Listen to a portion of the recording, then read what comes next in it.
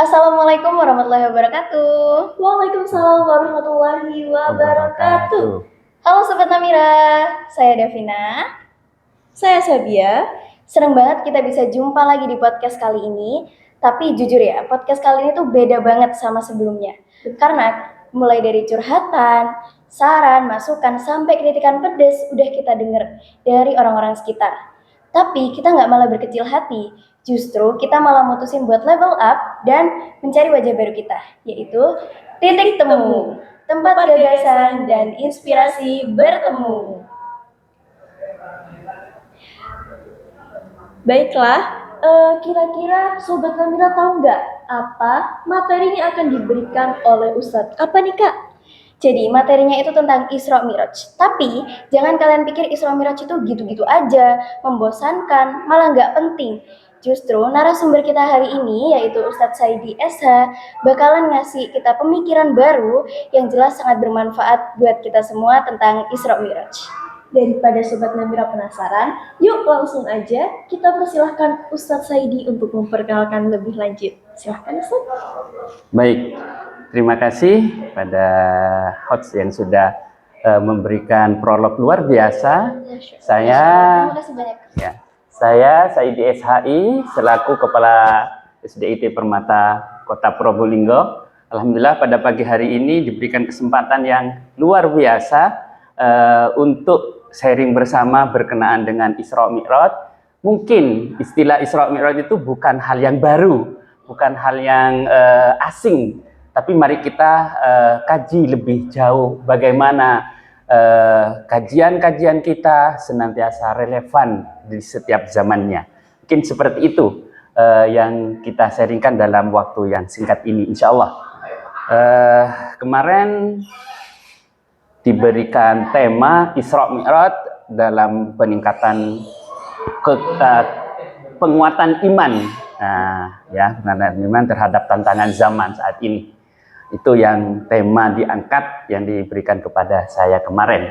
Insya Allah hal ini mari kita kaji lebih jauh bagaimana perkembangan kajian Islam kita dengan berkembangnya media-media sosial, termasuk hari ini, pagi ini kita menggunakan media yang luar biasa, begitu. Insya Allah hal ini bisa diikuti oleh semua kalangan, oleh semua zaman, seperti itu. Insya Allah. Demikian mungkin pengantar atau pengenalan dari saya. Baik Ustadz, jadi kan biasanya pelajar ini cuma tahu Isra Mi'raj aja nih Ustadz. Iya. Kadang mereka tuh kurang paham gitu sama maknanya. Iya. Nah, menurut Ustadz sendiri, apa makna utama dari peristiwa Isra Mi'raj yang seharusnya bisa lebih dipahami oleh pelajar? Baik, Isra Mi'raj ini adalah perjalanan yang menembus batas logika. Ya. Kenapa? Karena secara logika perjalanan Rasulullah dalam Isra Mi'raj ini tidak bisa ditempuh dalam waktu yang sangat singkat. Tetapi yang dilakukan Rasulullah itu dalam waktu yang sangat singkat sampai pada Sidratul Muntaha, yang itu jarak tempuhnya di luar kemampuan manusia rata-rata seperti itu. Mungkin kalau sekarang harus menggunakan astronot ya, sebagai astronot untuk. Tapi di zaman Rasulullah hal itu tidak ada secanggih itu. Tapi itulah yang dilakukan oleh Allah Subhanahu wa taala terhadap hambanya bernama Muhammad sallallahu alaihi wasallam, memperjalankan dari bumi ini. Bayangan singkatnya aja antara Masjidil Haram ke Masjidil Aqsa itu kan butuh berapa jam ke sana gitu ya. Apalagi ke Sidratul Muntaha. Ini kita diajarkan oleh Allah Subhanahu wa taala melalui Isra Mi'raj ini bahwa kita tidak boleh sombong dengan kemampuan kita. Ya, kemampuan manusia ya, tidak boleh sombong. Tapi sebaliknya bahwa Allah itu Maha Kuasa. Idza arada syai'an ayyakula lahu kun fayakun. Gitu kan begitu ya dalam Al-Qur'an ya. Jadi ketika Allah berkehendak kun fayakun, jadilah jadi gitu.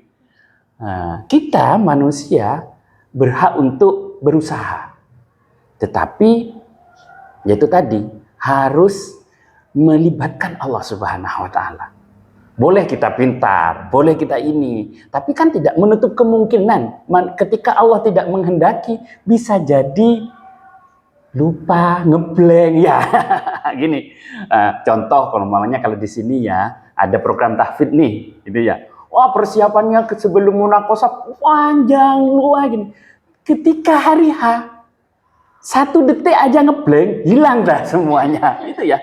Tetapi ketika Allah menghendaki sesuatu kepada manusia, tidak ada yang tidak mungkin. Itu yang pertama yang harus kita kuatkan dengan Isra Mi'raj ini, perjalanan yang di luar nalar manusia. Itu yang pertama yang harus kita kuatkan, bahwa manusia punya keterbatasan. Tetapi Allah Maha segalanya. Ketika menghendaki sesuatu, Allah pasti bisa mencapainya. Nah, itu yang pertama. Jadi itu makna Mi'raj. Oleh karena itu kan ada dalam kajian Islam bahwa Mi'rajnya orang mukmin itu adalah ketika kita sholat. Sholat itu kan ada yang istilahkan bahwa kita berbisik di bumi, tetapi didengar di langit, didengar oleh Allah di langit, gitu ya. Nah, itu alat secanggih apa yang bisa itu? Kan tidak ada, gitu. Pakai mikrofon secanggih apapun kita ngomong di dunia, mungkin di ruangan ini ya kita berbicara seperti ini didengar, tetapi apakah yang di luar mendengar? Tidak. Tetapi mi'rajnya orang mukmin itu adalah ketika sholat, menembus batas kemampuan manusia itu sendiri. Oleh karena itu, kenapa di mi'raj Rasulullah itu Allah memerintahkan sholat. Kan satu-satunya perintah Allah yang diberikan langsung oleh Allah, tidak melalui malaikat Jibril, kan sholat. Kalau haji, zakat, itu kan melalui malaikat Jibril semuanya. Tapi sholat tidak. Langsung Allah memanggil. Artinya begini, kalau sampean ya dipanggil oleh kepala sekolah, tidak kepada yang lain, artinya sampean berdua ada hal yang istimewa yang akan disampaikan oleh kepala sekolah. Begitu juga dengan Rasulullah.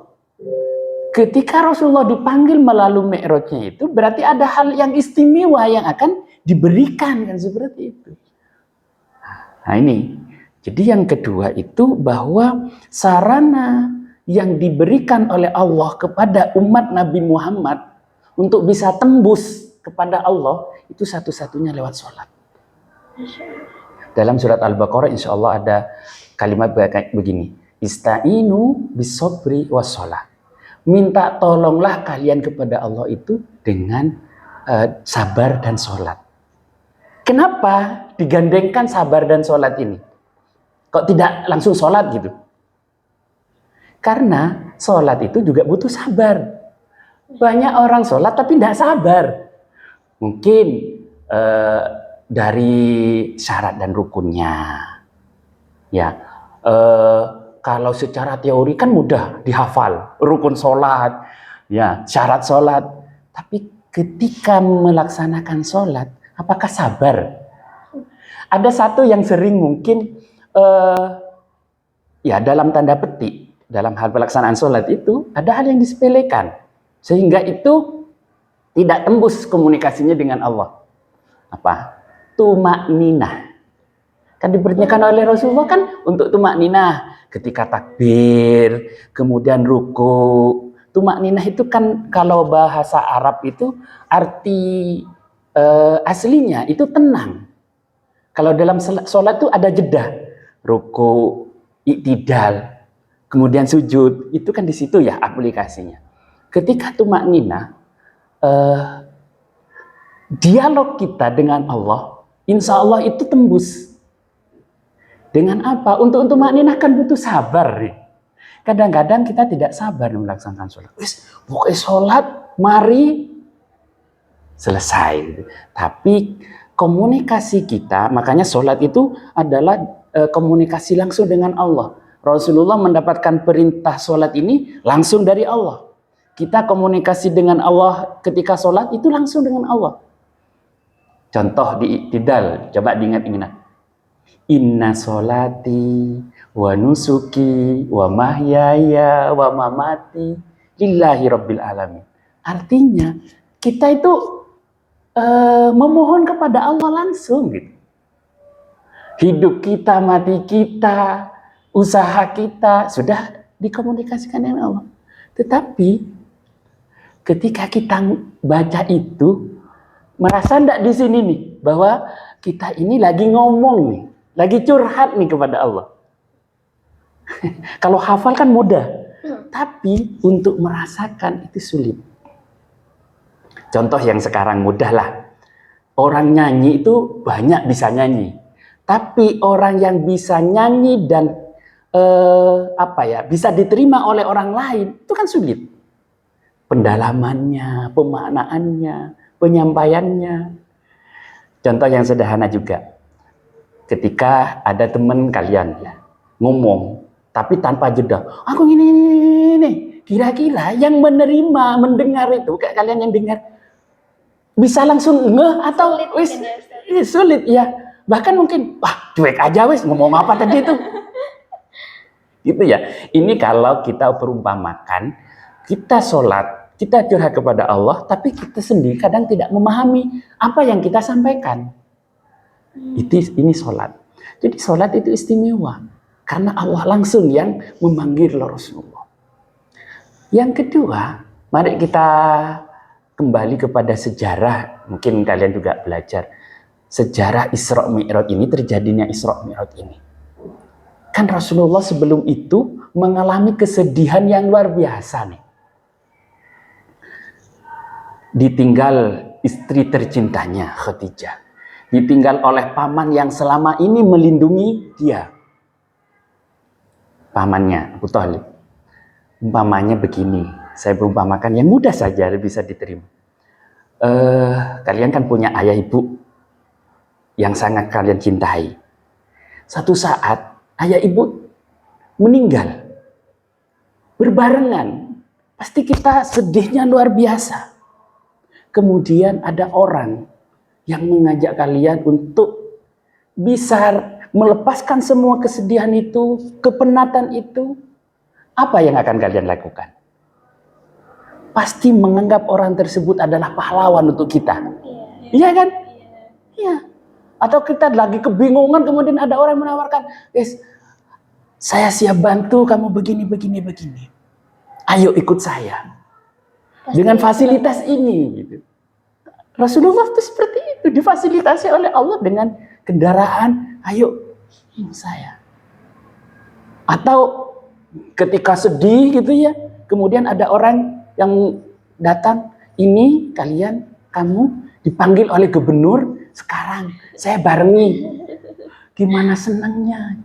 Mungkin kesedihan yang tadi itu, walaupun tidak seterusnya ya, akan hilang dengan kebahagiaan yang dipanggil oleh orang yang pejabatnya lebih tinggi. Bagaimana Rasulullah ini yang manggil Allah. Yang selama ini kita mengabdi, kita memujanya. Jadi melalui sholat ini banyak hal sebenarnya dewasa ini dikaji lebih jauh. Bagaimana sholat bisa menjadi terapi.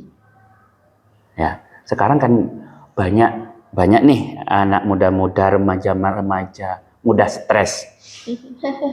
Mudah stres ya. Iya. Bisa jadi juga curhatnya salah. Iya. Bisa. Curhat ke AI. Malah akhirnya AI-nya menanggapinya hal-hal yang kurang bermanfaat. Lah, bisa jadi tidak menyelesaikan masalah tapi memperkeruh. Tapi ini dalam kajian psikologis ya, saya sampaikan di sini bahwa kenapa sering ya sholat itu seakan-akan menjadi obat ketika hati kita lelah. Ya, ini bukan kajian murni dari perspektif agama saja, tapi perspektif psikologis itu mengatakan bahwa sholat itu pertama sebagai tempat curhat kita. Masya Allah. Ya. Tetapi yang sering kita ketika curhat sama teman, curhat sama orang lain, yang menjadi kita itu tidak menemukan solusi adalah kita takut dihakimi. Ya kan? Ya aku ngomong sama itu, jangan-jangan aku dikatakan lebay lah, dikatakan oh iya kamu terlemah, kamu ndak jos ini. Akhirnya dipendam.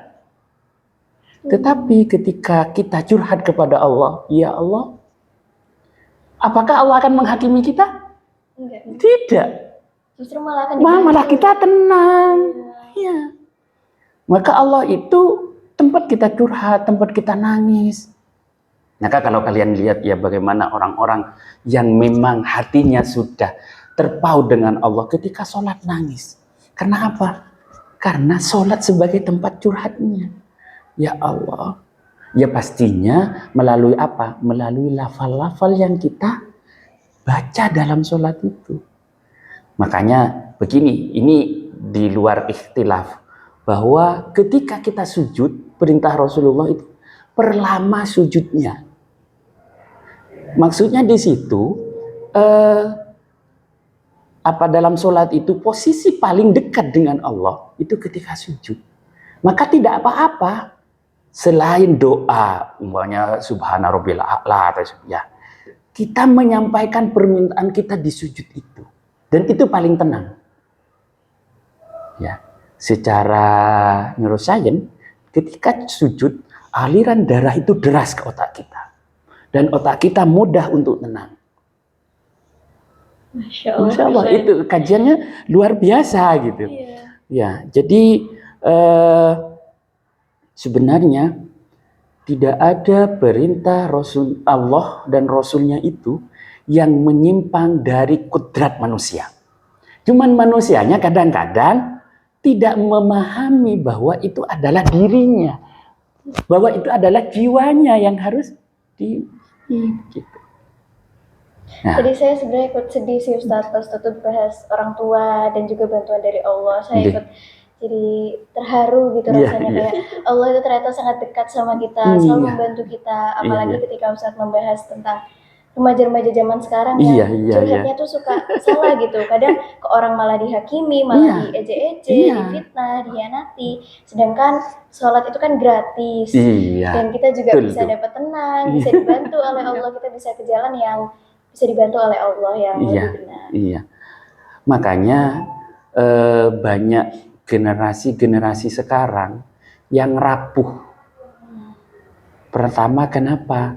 Karena tadi itu keimanan terhadap kudrat Allah ya, itu kurang, bahkan mungkin tipis. Seakan-akan manusia berjalan ini ya sesuai dengan kehendaknya manusia itu sendiri. Sebenarnya kan tidak. Kita dilahirkan ini kan karena kudrat Allah, kuasa Allah melalui orang tua kita.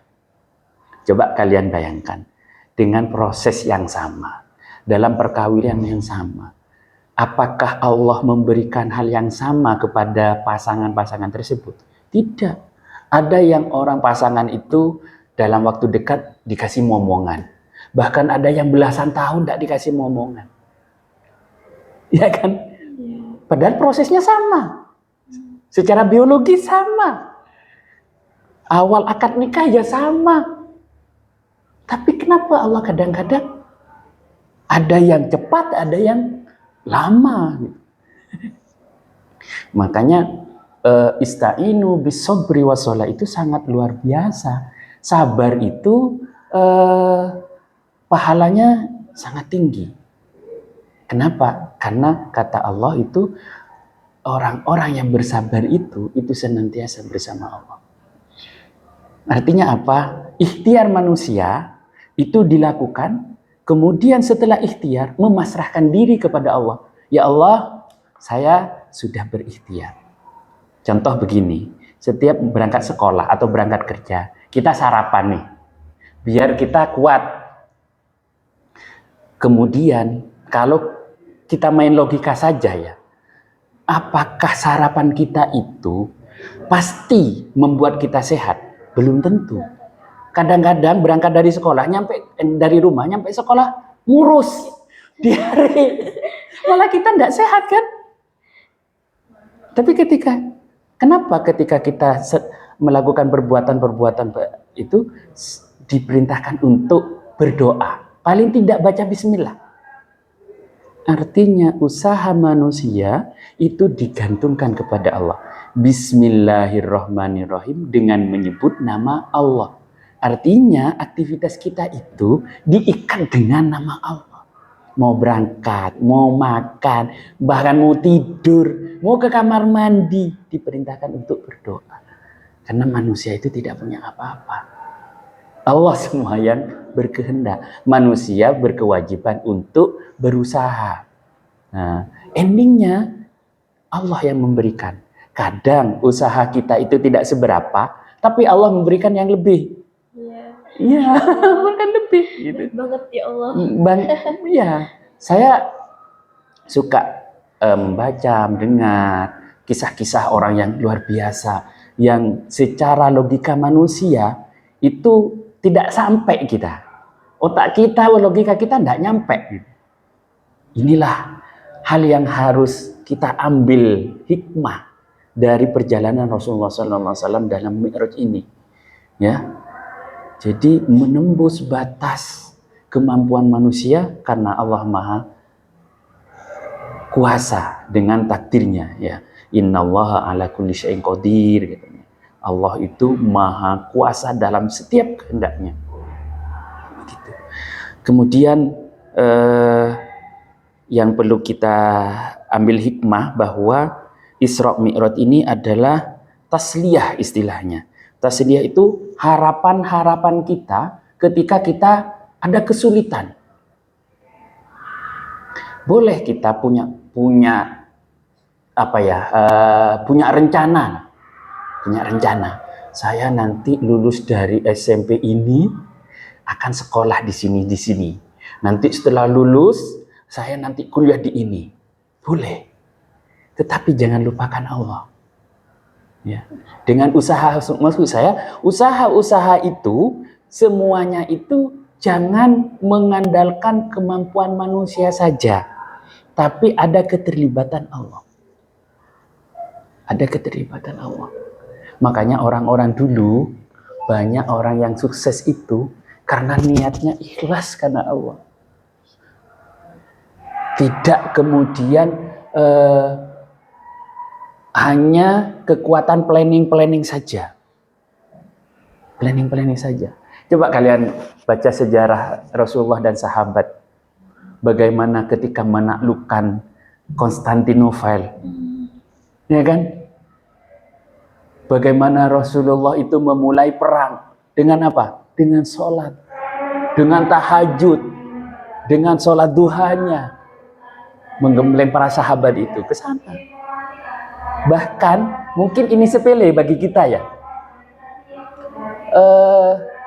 Tentang siwak. Bagaimana frame pikiran kita di zaman Rasulullah ketika masa-masa perang, Rasulullah itu masih memerintahkan untuk siwak, untuk sikat gigi. Kita kadang kemah lupa dengan sikat gigi. Iya kan? Hari-hari aja Kadang lupa. Rasulullah itu masih memerintahkan sahabatnya dalam perang itu untuk siwak. Dalam setiap mau sholat. Bayangkan. Ada membenahi diri ini sehingga menghadap Allah, menyelesaikan sebuah permasalahan itu senantiasa bersih, suci karena Allah Subhanahu wa taala. Itu makanya banyak ya di kisah cerita itu ketika Rasulullah Mi'raj itu kan ketemu dengan orang yang tidak jujur, yang ceritanya seperti itu. Artinya itu dengan kisah-kisah yang Rasulullah sampaikan itu kita harus introspeksi diri, membenah diri. Ya Allah, iyalah kita. Jadi orang yang paling mulia di sisi Allah adalah orang yang senantiasa menanamkan keimanan dan ketakwaan hanya kepada Allah Subhanahu wa taala. Mungkin itu prolog dari saya berkenaan dengan hikmah dari perjalanan Isra Mi'raj ini. Jadi generasi-generasi sekarang ini harus kuat mental dan spiritualnya. Bagaimana? Ya, mulai dari hal-hal yang kecil, memulai segala aktivitas dengan bismillah, meniatkan karena Allah Subhanahu wa taala. Insya Allah, Allah yang akan memberikan jalan yang terbaik. Itulah maka satu-satunya rukun iman yang bersentuhan langsung dengan aktivitas manusia adalah rukun iman yang keenam, qadha dan qadar. Mudah disampaikan, tapi pelaksanaannya luar biasa. Kadang ketika kita mengalami kegagalan, yang disalahkan itu apa? Ya Allah, aku wis kayak gini, tapi kok masih kayak gini ya? Kan tidak menerima takdir itu namanya. Pernah dulu kan ada lagu itu, takdir memang kejam katanya. Itu artinya yang menyalahkan Allah itu, gitu. Nah, karena memang qadha dan qadar itu adalah yang keimanan yang berinteraksi langsung dengan manusia, dan hanya orang-orang yang tangguh, yang soleh-solihah yang bisa menjalani takdir Allah itu dengan baik. Demikian menurut saya. Terima kasih. Baik, kan sudah tadi dijelaskan makna peristiwa Isra Mi'raj bagi pelajar, terus kenapa sih sholat itu istimewa banget? Lanjut pertanyaan yang selanjutnya ya Ustadz, bagaimana nilai-nilai Isra Mi'raj dapat menjadi penguat iman pelajar di tengah tantangan era modern ini Ustadz? Ya, itu tadi, kan sekarang tantangannya adalah era digital, ya, dan anak-anak generasi stroberi lah, ini ya. Gen Z. Ya, Gen Z banyak dalam tanda petik ya menuhankan media tersebut. Banyak anak, banyak generasi sekarang itu lebih lebih percaya dengan apa yang ada di medsos ketimbang orang tuanya, ketimbang gurunya. Nah, oleh karena itu harus pintar-pintar bagaimana fasilitas medsos ini dalam penggunaannya. Ya, sehingga kita tidak tergelincir dengan informasi-informasi yang belum tentu itu benar. Tabayun. Kemudian dengan medsos ini kadang-kadang generasi kita sekarang itu kayak keren kalau seperti itu. Merasa bangga. Wah, aku kok iso kayak gitu. Bahkan kadang-kadang hal-hal yang negatif pun itu ditiru. Contoh, mohon maaf, generasi-generasi SD kelas 5, kelas 6, SMP, SMA, itu kan kadang-kadang ada hal negatif yang diinformasikan, umpamanya ngomong jorok, bahkan sampai gurunya, melawan orang tua. Itu kan seakan-akan keren gitu kan ya. Tapi apakah itu? Tidak. Karena Islam itu mempunyai aturan-aturan yang memang ada akhlak yang harus dijaga terhadap guru, terhadap teman. Ada akhlaknya semua sebenarnya. Ada akhlak untuk pribadi kita sendiri. Termasuk kita ada hak dan kewajiban pada tubuh kita. Sebenarnya Islam itu juga mengatur itu. Contoh, kalau makan jangan berlebihan. Sesuaikan dengan porsinya. Artinya kalau hadis Rasulullah itu makanlah ketika lapar dan berhenti sebelum kenyang. Sekarang dianalisa oleh para dokter, ternyata itu betul. Kenapa? Lambung kita itu kalau kebanyakan makan, untuk udara, untuk air, kemudian tidak menyehatkan. Makanya sekarang banyak generasi-generasi, maksudnya usia-usia 30, itu sudah kena asam lambung. Karena kan makannya tidak teratur, tidak terukur. Itu hak tubuh kita sebenarnya. Akhlak terhadap yang lebih tua, harus menghormati. Kepada yang lebih muda, menyayangi mereka. Gitu. Jadi itulah sebenarnya yang harus kita tanamkan agar generasi-generasi sekarang itu kuat dalam membentengi tantangan-tantangan yang akan dihadapi. Seperti itu. Okay. Jadi kan Ustadznya udah bahas banyak ya, terutama tentang remaja-remaja zaman sekarang, terus juga sifat-sifat mereka, sikap-sikap mereka. Apakah Ustadz tuh punya pesan Isra Mi'raj yang bisa membentuk karakter pelajar saat ini supaya bisa jadi lebih bermanfaat dan tentunya di jalan yang benar? Iya. Pertama, pesan yang saya sampaikan momen Isra Mi'raj ini adalah bahwa Isra Mi'raj itu adalah transformasi nilai-nilai, ya, nilai-nilai spiritual yang diterima langsung oleh oleh Rasulullah SAW dari Allah Subhanahu Wa Taala. Ya, Allah memberikan pondasi yang kuat kepada kita, yaitu dengan perintah sholat. Kemudian perilaku spiritual apa yang harus ditanamkan? Yang pertama kejujuran, yang kedua kesabaran, kemudian kepedulian sosial. Nah, melalui media ini kan juga kepedulian sosial, karena banyak yang bisa mengambil hikmah dengan adanya media-media yang seperti ini. Kemudian membangun komunitas, ini perlu, karena anak sekarang itu tidak luput dengan komunitasnya. Kalau komunitasnya baik, insya Allah dia akan baik. Tapi kalau komunitasnya kurang baik, walaupun awalnya baik, bisa menjadi tidak baik. Maka membangun komunitas, membangun bi'ah, ya, bi'ah itu sangat perlu. Alhamdulillah kalau ada di lembaga yang memang membentuk komunitas baik itu. Sehingga nanti ketika di luar bertemu dengan komunitas-komunitas lain, sudah punya filter. Oh iya, aku di kono nanti ini tidak bagus, nanti begini gitu. Nah, kalau di pelajaran-pelajaran kan mengumpamakan pergaulan komunitas itu seperti kalau kita bergaul dengan orang yang penjual minyak wangi, maka kita akan kebagian wanginya. Tapi kalau dengan tukang pandi, ya mungkin kita dapat apeknya juga gitu. Jadi itu mat saya dengan Isra Mi'raj ini ada perilaku yang harus kita tanamkan kepada generasi kita. Kejujuran, kesabaran, kebaikan-kebaikan, kemudian membentuk komunitas-komunitas yang baik. Semakin banyak komunitas baik, insya Allah nanti mengurangi komunitas-komunitas yang kurang baik. Seperti itu pesan saya dengan di momen Isra Mi'raj ini, insya Allah. Semoga bermanfaat. Wallahu a'lam. Gak kerasa ya, ternyata kita udah 30 menitan kayaknya. Udah lama banget ya. Tapi ternyata pembicaraan ini tuh bukan malah jadi berat, Iya, justru ini tuh malah seru dan Alhamdulillah. pemikiran baru. Iya.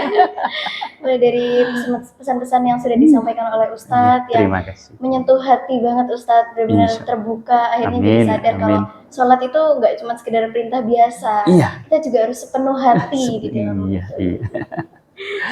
Semoga ini semuanya mendapatkan manfaat dan keberkahan dari momen kita ini, bincang-bincang kita ini membawa manfaat dan nantinya insya Allah senantiasa memberikan kemudahan kepada kita. Seperti itu. Baiklah Sobat Namira, diskusi mungkin berakhir, namun pemikiran baru harus tetap berjalan. Terima kasih kepada Ustadz Saidi yang sudah meluangkan Sama-sama, waktu terima kasih. Semoga ada satu poin penting yang Sobat Namira bawa dan renungkan di rumah nanti. Baiklah, saya Sabia, saya Davina, pamit undur diri. Wassalamualaikum warahmatullahi wabarakatuh. Waalaikumsalam.